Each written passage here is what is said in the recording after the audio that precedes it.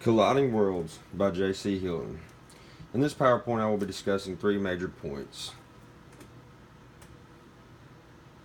First point will be students are non-traditional because they have competing obligations that make extracurricular involvement difficult to achieve. Secondly, there are few counselors and advisors to help students transition into college. And lastly, the adjunct faculty model does not serve students because the adjunct faculty is also disengaged and part-time with limited availability to help mentor students and lead activities. A lot of things are going on whenever you're a student, whether it's your job, homework, or test, whatever the case may be, which leads to stress. So much is going on in your life. Competing obligations make having a tight-knit community at most community colleges very difficult, whether it be work, family, classwork, or everyday life. Other obligations that make having a tight-knit community around the colleges is car problems, relationship problems, and the lack of respect between students and teachers. Why is college so hard? Don't worry though, school is awesome. There are some ways to strengthen community ties around community colleges, and they are groups such as student government, volunteering around the community, and having fun activities around the college. Community ties, just more ways to strengthen community ties around the colleges are getting local businesses involved, local food drives, local trash pickups, and other groups and clubs inside the school. If only I had someone to talk to. This is my second point, which is the lack of counselors and advisors around the campus, making it sometimes hard for new students to become acclimated to college life. With new people, harder classes, and the responsibility to come to classes every day, some younger students have difficulties adjusting to it.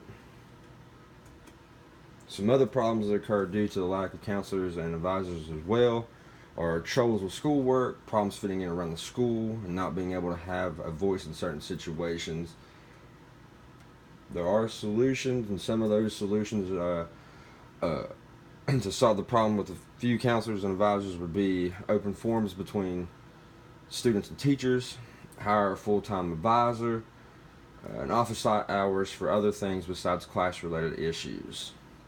Some more ways to solve the problem with the lack of counselors and advisors around the college would be weekend meetings between students and teachers at the college, video conferences between students and teachers, and making a local support phone line to help students out with whatever, classwork, troubles fitting in, yada yada yada, etc., etc.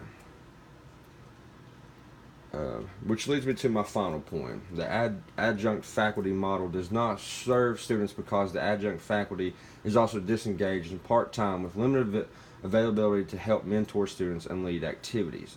With other obligations, another job, and the lack of money, it makes it hard for most part-time teachers to try to get involved with a lot of the things going on around the campus. Some more reasons why the adjunct faculty cannot help out is the lack of resources for the classes, teachers teaching classes he or she isn't proficient in, and not enough time in the day to talk to all the students that need help with one-on-ones and extracurricular things. To make a difference, a couple ways to get the teachers involved with activities would be open more full-time slots, increase payment pay to the teachers, and reallocate resources to the resources for the classes, and hiring the other advisors and counselors and whatnot. Many things go into a community: friendship, compassion, respect, along with a mutual working relationship. And doing any one of the things that I suggested to help improve these things, and that were talked about in this PowerPoint, the friendship, the compassion, the respect, or the mature working relationship, will naturally come into the college, making for a better, tight-knit community around the college.